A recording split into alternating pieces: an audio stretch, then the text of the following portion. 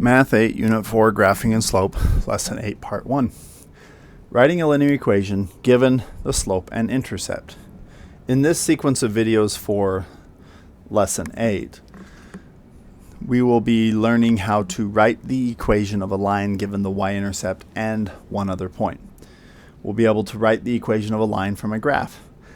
And we're going to be doing some interpreting of y-intercepts in context a little bit. So first, you've seen this graphic in previous videos. It just introduces the x and the y-intercept and talks about slope-intercept form. The important thing to remember about slope-intercept form is that the number in front of x is the slope and the constant term is the y-intercept. And we are going to use this to write our equation.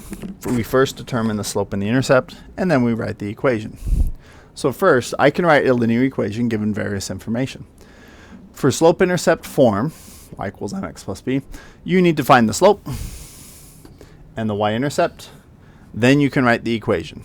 So in the simplest form here, if we are given slope and y-intercept, you can write y equals fill in the slope times x plus fill in the intercept. You just fill it right in. Here's our first example. Write the equation in slope-intercept form given the slope and intercept. With a slope of 13 and an intercept of 5, well, this is my m, this is my b. So it's just going to be y equals 13x minus 5. That is the equation of the line. That has a slope of 13 and a y-intercept of 5. It's like we're graphing backwards. We're getting the information and then creating the equation rather than using the equation to get the information. Okay, next example. The slope is 1, the intercept is 0.